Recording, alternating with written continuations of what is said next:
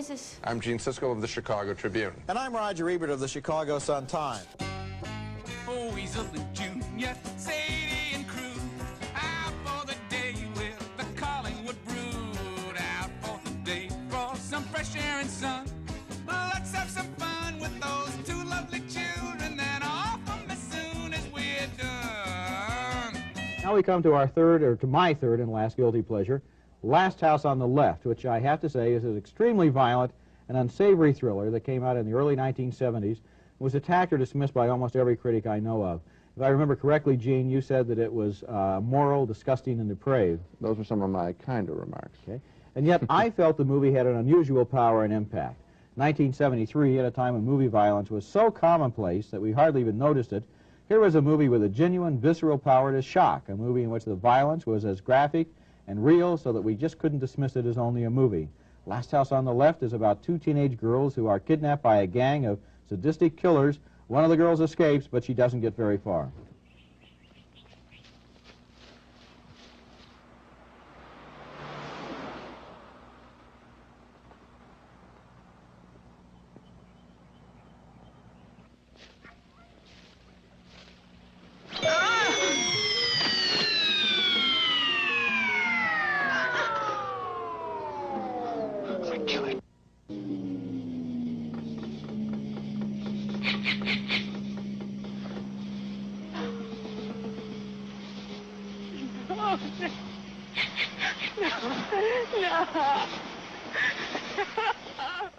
We didn't have to show you that scene, but we did to make a point. Every week in this country on primetime television there are scores of stabbings, shootings, gougings, violent murders. And somehow they never touch us, or at least they never really touch me, but this movie does. And that scene goes on to make it get a lot worse. The girl is stabbed in the back, and the look on her face will never leave me. And that's an example of the crude but very effective power that Last House on the Left had to really shock and startle us. And in its seriousness, its relentlessly despairing view of human nature, the raw power of its images, Last House on the Left was a more powerful and skillful film than a lot of the 70s more respectable thrillers. It didn't compromise. Well, it certainly didn't change tones. It was consistent, I'll grant you that. In my review, I dumped all over the picture. I hated it. Yeah, I thought it luxuriated in its violence and was sort of sick in its own way for that reason. At the same time, I hear you now clearer than I heard you when you reviewed it years ago, because what you seem to be saying is just what I got through saying with Superfly, which is that it's an unsavory subject, drug pushing in one case, here a stabbing rapist, and yet it's treated real and done well. Does that make it a bad movie? A rotten subject, but done well. I don't think it's necessarily a bad movie, then. Here's an example of that, where people say because the subject is bad, the movie is bad. This movie, Last House on the Left, curiously enough, from beginning to end, is a scene-by-scene remake of The Virgin Spring by Ingmar Bergman, one of the great films of 1958. And that film is, I think, officially considered to be art. I certainly consider it to be a very good film. This film is often, people dismiss it as garbage. Well, it's the same subject, so you get into a very tricky shadow area there. Okay, I accept your intellectual argument. I think this specific case, it may be garbage. We disagree. Continuing this special program on hidden horrors, good overlooked horror movies that we think deserve a second look on video, my next choice is a movie that I gave a good review to way back in 1972, and to this day, people still ask me if I really gave 3.5 stars to Last House on the Left. The answer is yes, I really do think this is a good movie. It's crude, it's violent, it's frightening, but it's one of the most effective horror films of recent years. The movie tells the story of a gang of homicidal maniacs who murder 2 young women and then coincidentally end up spending the night in the home of the parents of one of their victims. Do you know their car broke down right out front, John? Oh? Anything serious? One interesting touch is that one member of the gang is as horrified by their crimes as we are. Junior. In the movie's bloodthirsty climax, the father uses a bizarre Rube Goldberg plan to fight back against these killers.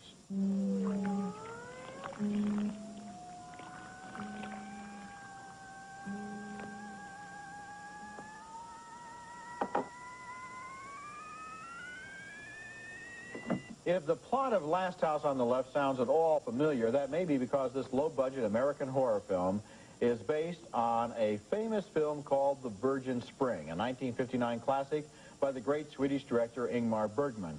Bergman set his story in medieval times, but Wes Craven, who directed Last House, moves it up to the contemporary suburbs and tells it with a flat, realistic style that's all the more effective. Slasher movies usually offend me because nobody in them seems to believe the evil is real. In this movie, they do. I like the idea of a film that has a flat kind of horror to it. In fact, the next one that I'm going to recommend is precisely that. I just thought this picture went over the top. I mean, I was repulsed by it. It didn't, that can happen, and it happened to me. It's simply that. I thought it was really crude and didn't have a sense of for example, there was I mean, there shouldn't be anything joyful about a murdering gang of thugs. But there was something really desperate about a scene at the end of the movie where the father uses that Rube Goldberg device I was talking about. He's trying to electrify one of the killers, and he's got a combination of electricity and a screen door and some shaving cream. And to me, there was something really impressive about the lengths to which he was willing to go, the desperation of somebody in that situation. I was turned off from the film well before that point. I just thought it was just overdone, and I didn't see anything artful about the method of the killing or the way it was shot. Murdered, raped, burned, but not beaten. The Hills Have Eyes. The story of one family's refusal to die. I'm gonna get those animals. The Hills Have Eyes. A night of terror. A day of vengeance where no one was spared. No one. It's him! The chilling story of terror and suspense.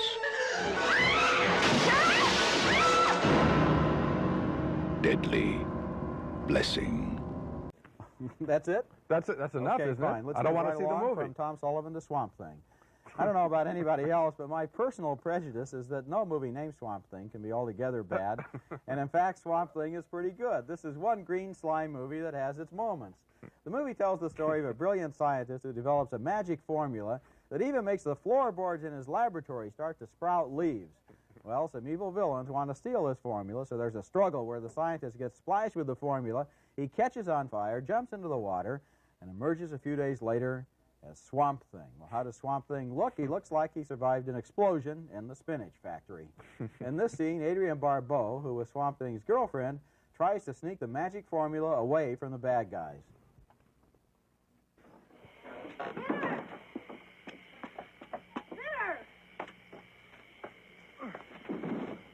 You guys seen Ritter? He's in the command shed. Thanks.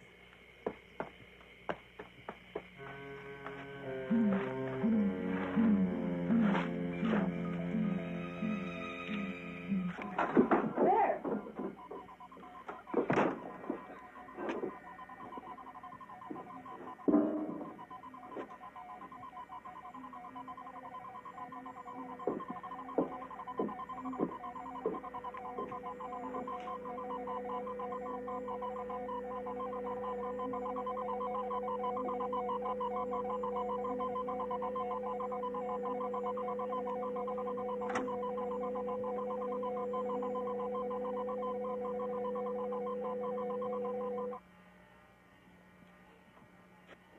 Charlie.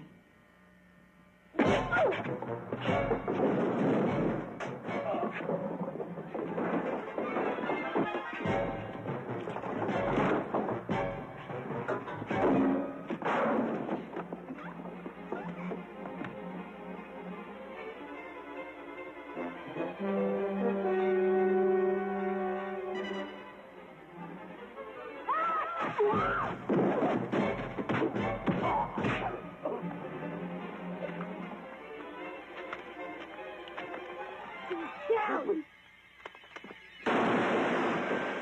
Hold it! I'm holding. It's over, lady.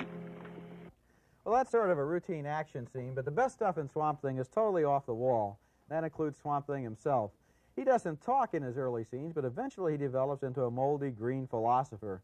And then his arch enemy, the evil scientist, drinks the secret formula himself because he hopes it'll turn him into a handsome genius, but not so fast. The potion only makes you more like you already are, and so the villain becomes a horrible, hairy monster, and in this classic scene, Swamp Thing battles the monster to protect the unconscious Adrienne Barbeau.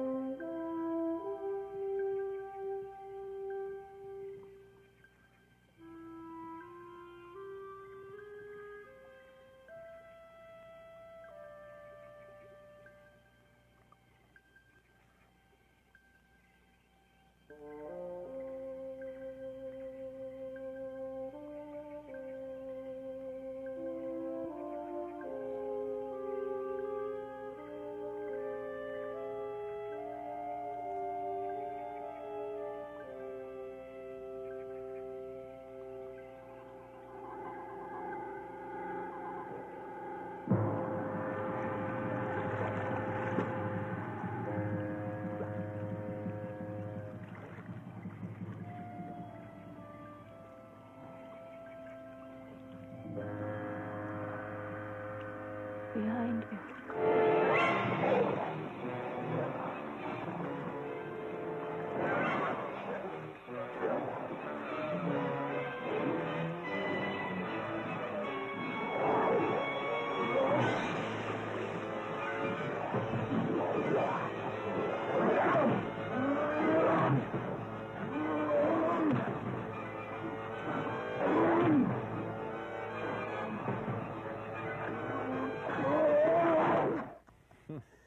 Wouldn't it be great, Gene, in life if you could just put your hand on something and it would glow green and make it well, you know, Right. like a bad film or a moldy box of popcorn or your bank book or anything like that? Or our dogs of the week. That'd be terrific. One of the inspirations of Swamp Thing is that it doesn't stay with any one genre too long. It begins as a mad scientist movie, then it turns into a monster movie, then it borrows from the great 1934 James Whale classic, Bride of Frankenstein. Those shots where Swamp Thing befriends the helpless Adrienne Barbeau and then later sheds a tear while he's looking at a photograph in a locket. The movie turns at that point into a chains and subterranean dungeons type film. It gets really strange. The movie was directed by Wes Craven, the director of a movie named Last House on the Left, which was one of my guilty pleasures on a sneak previews not long ago. I was one of the few admirers of that film, and now my trust in Wes Craven is vindicated. Swamp Thing is a silly, goofy, weirdly inspired film, and it's a lot of fun. You know, you saw this movie before me, and you Yeah. told me that you thought it was pretty good.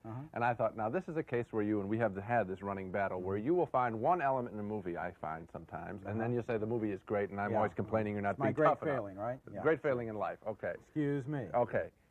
You're not wrong this time. This is terrific.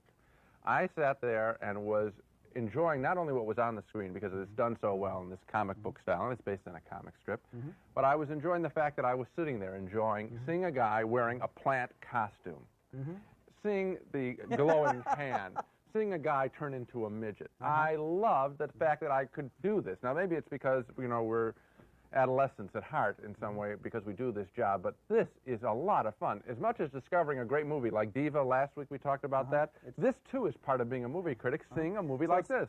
You know, one of the things I liked about it, it's very rare in a movie that the monster gets to talk.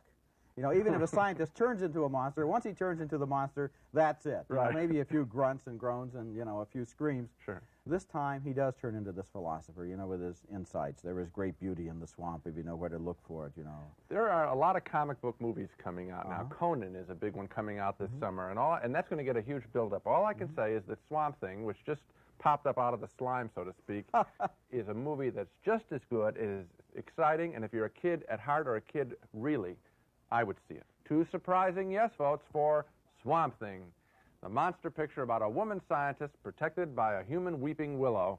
We thought it was fresh, goofy, and surprisingly good.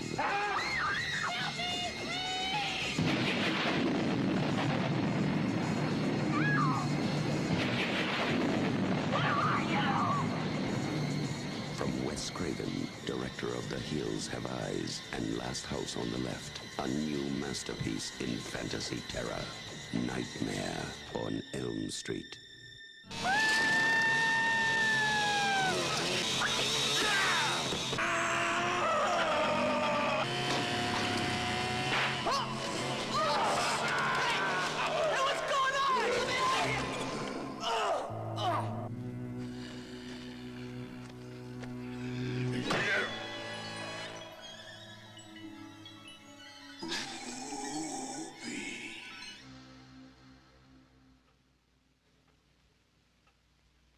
Damn sheds.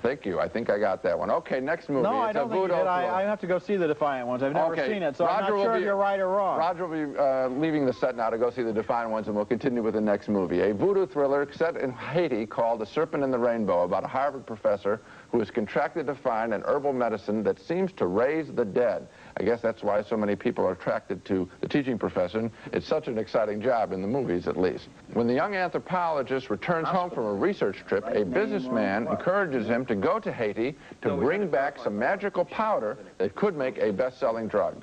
Now, if you don't like the word zombie, you can choose another word. But the fact is, somebody brought him back from the grave. And I want to know how they did it. In Haiti, the professor, played by Bill Pullman, meets a beautiful woman, Kathy Tyson. Remember her from Mona Lisa? She introduces him to a man who will sell him some powder, but first, Pullman wants a demonstration of its powers. Yes.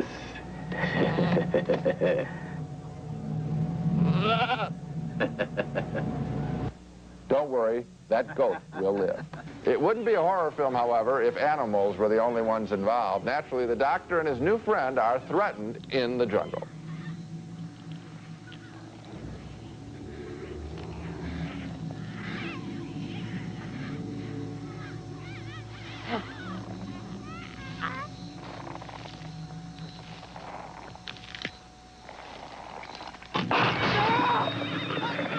Serpent and the Rainbow is a predictable movie, that predictable for sure. Zombie movies truly frightened me when I was a child. I would not watch a zombie movie. I figured they were coming in through the window any night. But they seem so contrived now, at least this one does. It's so solemn in its horror scenes that it loses any credibility and just turns into a ponderous scream machine. It was directed by Wes Craven, a cult figure among horror film fans, but he gives only a couple of interesting individual scenes, not a fresh movie here. I thought it was a very fresh movie, and indeed one of the most authentic zombie movies I'd ever seen.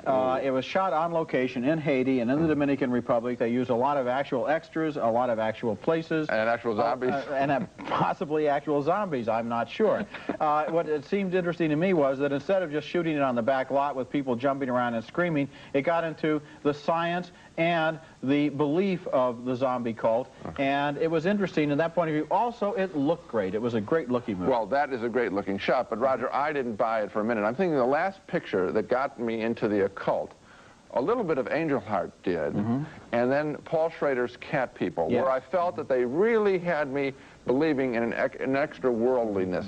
And this film did not communicate that to me. Well, I don't think the point is whether or not there is another world of reality that exists here. The question is whether the actual world in Haiti of those people who do believe in it, how that works and how it works for this guy from Harvard who comes in from the outside. It worked for me in New Orleans and Cat People. It did not work for me here. Okay, well, a disagreement. Now, one of the classic things in a horror film is when the lead characters do absolutely the very thing they should not do. If a dog barks, they pay no attention. We all know that dogs are smarter than people in horror films. Yes. They're always barking ahead of the people. Here are some more examples. People sticking their hands into places where they shouldn't. This man is in a voodoo movie. Now that woman there in the veil, she's not nice. He ought to know that. What's he going to do? He should leave. No, you know what he's going to do. He's going to lift that veil.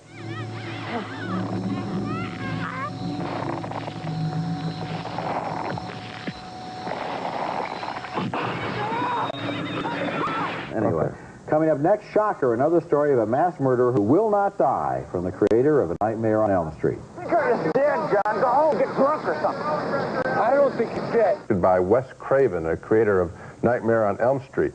You may have seen the ads. It's about a mass killer who can't even be put away by the electric chair. Well, a college student and his policeman father, Michael Murphy, tracked the killer to his warehouse home using the kid's ESP. But you said he was here. I thought it was. Keep dreaming, Lieutenant. The father is skeptical of the kid's powers, so the young man, played by Peter Berg, is left to work on his own, and he quickly confronts the killer in action. The killer's been energized by his bout with the electric chair. You want to watch? Then do something! Sure. You want to watch? What's this? Get him out of here! Come on! After his girlfriend has been brutally murdered by the creep, our young hero has dreams involving her spirit.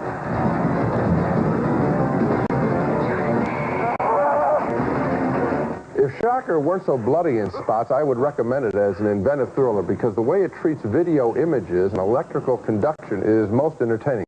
The killer hops from one body to another and is ultimately the casualty of a TV remote control device. But because of the extreme violence and some questionable scenes involving a little girl invaded by the spirit of the killer, I can only give Shocker a marginal thumbs up. I enjoyed it, but with some reservations. I can't give it a thumbs up, Gene. I felt it would have been a better movie if it had played with more rules. I wanted to know exactly how it was that this guy got out of the electric chair and into the electrical system so that he could come out of the television set and zap you. And I wanted to find out why it was that the remote control device controlled him. I didn't understand that. And I feel that in a movie like this, if anything could happen, then you don't really care what happens. The movie was all over the map, including, incidentally, a very confusing performance by Michael Murphy as the kid's father. Now, Murphy's a great actor. He was in An Unmarried Woman 10 years ago. It's a movie since then, for that matter. But here, they keep sending you signals about this character that are never followed through on. He's hostile at one moment. He doesn't understand the next moment. You know why he's hostile at one moment? Why? Because his spirit has been invaded by the killer. Well, I figured that out. Thanks a lot. Yeah, okay. I got that one. But I'm talking about the rest of the time. Well, I mean, the guy is doubting. It's an adoptive situation. He's doubting the kid's veracity when he's claiming that he can spot the killer. The kid is threatening to solve a case that the guy can't solve himself. I think that's all explainable. As for the business of how he becomes an electrical conduit, that's shown by the fact that, he gets jolted with all the juice. He's, in effect, praying to the spirit of the television set, which I thought was fabulous. The television set is something evil. I think that's great. I always enjoy that kind of story. I liked it. Oh, I'm going to turn on my VCR and record your explanation, making sense of how this guy becomes an electrical current, because you've explained it now, and now I understand it. Good. It all makes sense now. Good. Are you serious? No, I'm not exactly. Why not? I mean, because I think that they have to set up at least some kind of pseudo-scientific explanation of it. They did set up a very pseudo. Okay, he's electrocuted, it's a horror film. And he goes into the electrical wire. Is that what happened? And then he prays to the TV set, and that's how he prays to the TV. You saw him in the jail cell. That's right. He prays to the TV set, and the TV set rescues him from the electric chair. I'm glad you cleared that up. Yeah. Coming up next, my left foot. I'm glad you enjoyed my performance. It was more than the movie. When we come back, Wes Craven's latest excursion into depravity, The People Under the Stairs. You know the punishment for losing silverware. I'm sure it's right here.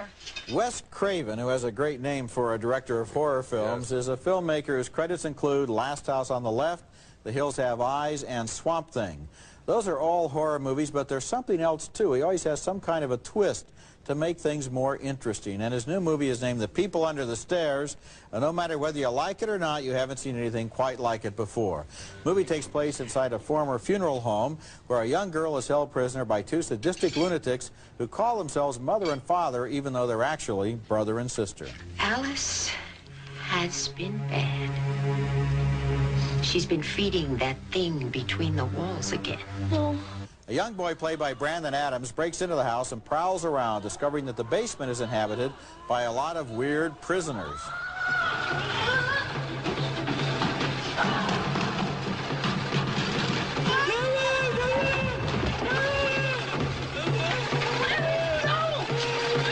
The kid tries to help rescue the imprisoned young girl in a house where all the walls are honeycombed with secret passages and ventilation ducts.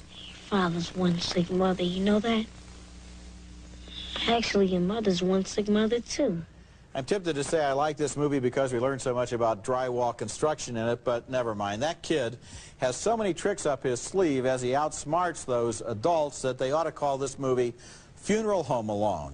I didn't much like The People Under the Stairs, but then movies about houses of terror with cannibals in the basement are not exactly my favorite genre. But nevertheless, I do want to give Wes Craven credit here for making a movie that does create a distinctive visual world that employs some mordant humor and is even politically correct, since the hero and his family are about to be evicted by those ghoulish people who are slumlords. It has qualities in it that I admire, even though I didn't think the film quite worked. Well, you know what? This picture I found exciting, repellent, particularly where there's the guys running around in leather harness because of the S&M relationship between him. And there's another sequence where he threatens their little girl in the house that I thought, at least they didn't get explicit, but I thought, you know, if he had cut that out, I'm still recommending the picture, because if you like this kind of picture, he does it as well as you can imagine. Yes, it's true. At least it's not another mad slasher movie. This one is there is some wild humor here, and if you like the pictures, God, the one with all the zombies walking around. Dawn of the Dead. Dawn of the Night Dead. of the Living Night Dead. of the Living Dead. This has the same kind of style as this picture. I think it's very good. I read one review by another critic, Dave Kerr, in the Chicago Tribune, who said that it's Reagan. It's a Reaganomic film because they look like Reagan and Nancy. They look like Reagan and Nancy as the killers, and they have got all the working class people oppressed in the basement. And I thought that was a fabulous review, and I like the picture more because of that. And to think that I didn't review it on the basis of the drywall construction. Isn't that amazing? I missed that whole political element there. And another split vote on Wes Craven's The People Under the Stairs, which we both found original, but Roger can't recommend, and I'm not exactly sure why. Well, I tried to make it as clear to you as I could, Gene, and I can continue after the show. My last choice, and this is another rough thriller, The People Under the Stairs, directed by Wes Craven, a much more established master of the genre. A haunted house-type story about a ramshackle mansion, a former funeral home, where there are, as the title suggests, voracious cannibals trapped in the basement. The house is run by an evil couple named Mother and Father, even though they are in reality brother and sister, so this is real sick. A nosy little kid enters the house and tries to rescue a trapped young girl. Father's one sick mother, you know that? Now, when the evil couple turns up in a brief shot wearing S&M leatherwear, I thought maybe Wes Craven went too far. But before he gets to that, he once again demonstrates that he does know how to make terrifying scenes. One critic even saw this film as a commentary on the Reagan era, with the leads calling each other Mommy and Daddy, and they keep the working class oppressed down below. That's clever, but The People Under the Stairs clearly works as a thriller, and so I'm not really that guilty in saying I enjoyed it, and you came real close in our review last year. As I think back over the film, one of the things that Craven does so well is to create the under the stairs and between the walls reality of that house. Yes. Because, of course, the little girl who escapes is always crawling through the tunnels, air ducts and so forth. She kind of reminds me of the little girl in Aliens, for that matter. So, okay, next movie, and it's something unusual. A horror movie within a horror movie. It's called Wes Craven's New Nightmare, and it begins where the Nightmare on Elm Street series left off. You may recall, or maybe you don't, that in the 6th installment of the popular series, Freddy Krueger, the monster with the knives for fingers, was finally killed for once and all. Unfortunately, it now appears that the series generated an evil force which has been liberated by the screenplay for a sequel and is now haunting the lives of the people who made the films. Many of the stars and filmmakers play themselves, including actress Heather Langenkamp, who played a teenager in the original 1984 movie. Now her life and child are being threatened by ominous omens. There was no movie. There was only our life. It's just me. Maybe the only way to stop the nightmares is to make another film and exorcise them forever. Bob Shea, the head of New Line Cinema, plays himself here, trying to sell the idea to the actress. The fans, the fans, God bless them, they're clamoring for more. I guess evil never dies, right? Anyhow, a few weeks ago, I got a call from Wes, and he pitched me this really exciting idea, and I started thinking, who better to resurrect Freddy than his creator? And veteran thriller maker Wes Craven, who directed that original film, thinks he knows how the supernatural is linked to the cinematic. Who I mean? Well, dramatically speaking, it makes perfect sense. You played Nancy, after all, and you were the first to humiliate him, defeat him. That was Nancy, Wes. It's not me.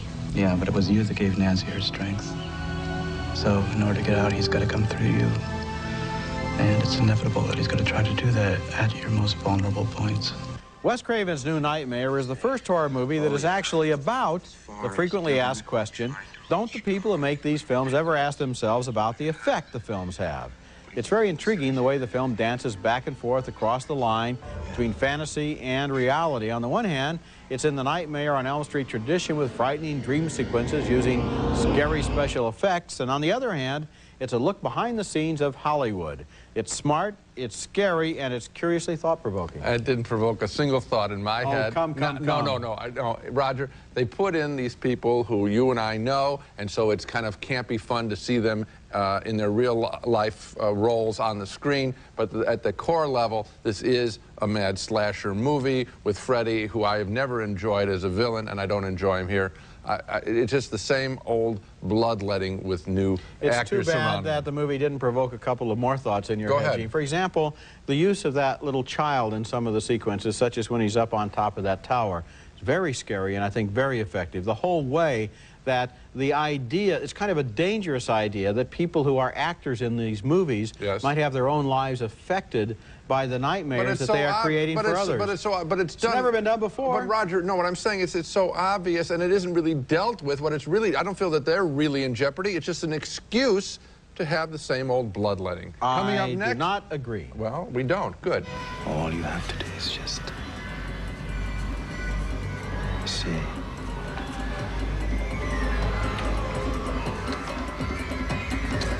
Say the word. Eddie Murphy plays a lonely vampire seeking a mate in Vampire in Brooklyn. The first film is Vampire in Brooklyn, and after knocking Eddie Murphy's last few pictures, I was hopeful for this one because Murphy was doing what critics have long requested, including the two of us, work with a solid director and co-star with a strong woman. Alas, his latest picture still stinks. Eddie Murphy's film career has bigger problems, I guess, than I thought. In Vampire in Brooklyn, Murphy plays a vampire from the Bermuda Triangle who comes to New York looking for a mate. But first, an early scene establishing him as a vampire, as he comes to the aid of a numbers runner played by Kadeem Hardison. I've been stabbed, and I've been hanged, and I've been burned. Even broken on the rack once, but I've never been shot before. Kind of itches a little. Who plays Murphy's prospective love partner? It's Angela Bassett, Oscar nominated for her strong portrayal of Tina Turner in What's Love Got to Do with It. However, their romantic scenes together seem tame. I haven't felt like this since... God, I've never felt like this. How would you like to feel like this every night? Is that a trick question? The movie is also stopped cold every time Murphy pops up disguised in a cameo role, here playing an Italian-American punk. Police brutality! You're the police! Something with the same... Amorini, so train me and you right now, eh?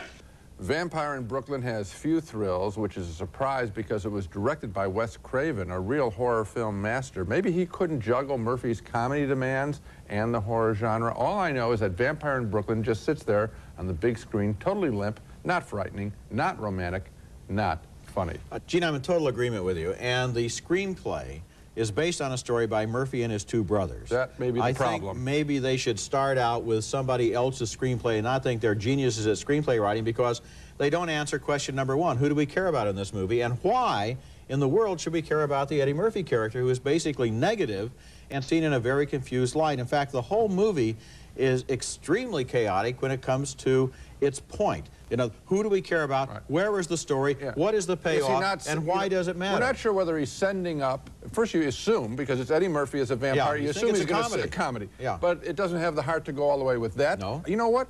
Maybe the best solution is he goes and makes another concert film on film because. I don't know. This movie, at one point early in the film, one of his co-actors says, don't pull that Blackula stuff on me. And it reminded me, Blackula is a better movie than this. Absolutely. This looks like a movie from the early 70s blaxploitation period, and it looks like a bad one from that period. Okay. Okay, my choice of a miserable career move movie, also set in New York, is Vampire in Brooklyn with Eddie Murphy, one of the most charismatic men in film, looking positively ugly with facial hair, fangs, and extra long locks. He plays an ancient vampire looking for a mate. First, some dumb gags in a movie they couldn't decide whether it wanted to be funny or scary. I saw you at the docks. You're a liar, a thief, and a cheat. No, that's my brother Miles. I'm the honest one in the family. Well, that's unfortunate. Because that's what I liked about you. Okay, here's another comment on writing coming. Eddie Murphy had his brothers help him with the script of Vampire in Brooklyn. Based on Murphy's recent track record, he should really go outside of his family for help. I think that he should take, and I'm serious, a supporting part in a great director's film. Say to the film world out there, hey, I want to be a part of good quality work, and then he can work his way back up the movie ladder and star in his own films. I think you're right, because here's a guy... He's sending out the wrong signal right now. He's talented. He was, at one point, a big star. His career is in free fall. Right. Does he know that? Does he know, He has to know that when you must have a comeback project, you don't write the screenplay yourself and have your brothers help you. Right. You go out and it's a collaborative medium. You submit. You're the actor. You're not the genius. You're not the producer, the director, the writer, the agent, and the studio head. You're the actor. And if you get good people on your team, you're likely to look good, and that's what he needs. He became a star because good people like John Landis and Walter Hill made him look good in good movies. The sermon is concluded from Mr. Ebert. You got it. Okay, when we come back, Wes Craven's Scream, a horror movie about characters who have seen other horror movies. They're all the same. Some stupid killer stalking some big-breasted girl who can't act, who's always running up the stairs when she should be going out the front door. It's insulting. Formulas. Here at last is a movie that at least knows that there are formulas. Almost all teenagers go to a lot of horror movies except for the teenagers who are in horror movies. They've never seen a single one. That's why they always make the same stupid mistakes that always get teenagers killed in horror movies. Wes Craven is a director who has made a lot of slasher films. His credits include Last House on the Left, The Hills Have Eyes, and A Nightmare on Elm Street. And now he's made Scream, a picture about a slasher terrorizing a group of teenagers who are horror movie fans and already know what to do and what not to do. One of the guys works in a video store, and he brings along some tapes to a party, using them as a sort of training session as the slasher stalks the night outside. Never, ever, ever, under any circumstances, say, I'll be right back. Because you won't be back. I'm getting another beer. You want one? Yeah, sure. I'll be right back. The mayhem is covered by a gung-ho local TV reporter played by Courtney Cox, who wonders if there's a link between the current killings and the murder of the heroine's mother, which was, well, what do you know, just exactly a year ago today. I'd say the odds are good. 911. What's going on?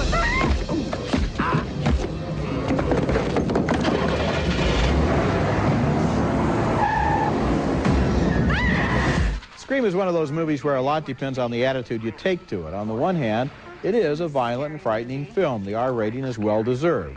On the other hand, it's a satire on violent and frightening films, and audiences who have seen a lot of horror movies are probably going to enjoy it more on that level. I have seen lots of horror films, and I did enjoy it because for once, the teenagers weren't making the same old stupid mistakes. Nope. They were making new stupid mistakes. Yeah, well, I've seen a lot of horror films too, probably the same exact number as you, and I didn't get into the picture. I don't think it's really as much of a clever satire as you're suggesting, because I think that it starts out as a slasher film and then adds this other material, this knowing material, but you still have to sit there, even if you're hip to the satire, Roger, and watch girls being stalked, ripped apart, and it isn't fun. So the attitude that I brought, which is always neutral to a picture, was depressed at the 25-minute mark in this film, and I, smiled knowingly at what the film was saying, but I didn't learn anything. Gene, I don't think it starts out as a slasher film. It starts out already as a satire. For example, the use of the big glass patio doors in the background for the telephone call. Yeah. Well, while you're noticing the glass patio doors being shattered, I'm noticing I'm noticing the fact that they're there. Okay, and I'm noticing a body getting shattered. And I'm not going on the high horse against you. I'm just saying, no. I'm saying that that's what I noticed, and I found it offensive. Okay, would you have enjoyed this more if the characters had not been savvy? No, it would have been a worse picture, but I'm not recommending it. Okay, when we come back, Nev Campbell is in danger again in Scream 2. Last year's movie Scream was a horror film with a difference. All of the characters had seen other horror films and knew enough to avoid all the dumb things that people do in horror films. Now comes Scream 2, in which all of the characters have seen a movie based on the killings in the first movie. It sounds complicated, but as part of the fun, the cast for once knows as much as the audience. The film stars Nev Campbell as one of the survivors, and now she's in college and getting creepy phone calls from another mad slasher. Hello,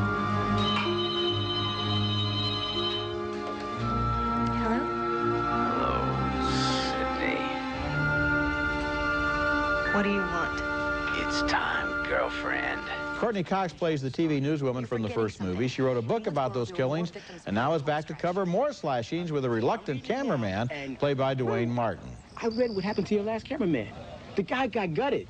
Now me, I'm gonna do what any rational human being would do, which is get out of here. First of all, he wasn't gutted. I made that up. His throat was slashed. What do you, ghetto, gutted, slashed, the guy ain't in the union no more. This is national television. Think about it. This is a big chance for you. The story is monumental. Don't you want to be a part of that? I want to report the news. I don't want to be the news. Besides, brothers don't last long in situations like this. Liev Schreiber is also back as the suspect that Campbell put in jail before his innocence was proven. Now he's suspected again. Don't you watch TV, Current Edition? That was a very insightful program on which it was made abundantly clear that I'm an innocent man. So until you find me standing over a dead body with a knife in my hand, I think you better treat me with the rights and privileges accorded to every innocent citizen in this country. There's a good deal of violence in Scream 2. It's bloodier than the original film, but the screenplay by Kevin Williamson is just as clever at devising dialogue that plays against it. This is not only a horror movie that knows it's a horror movie, but it's a sequel that contains a discussion of sequels.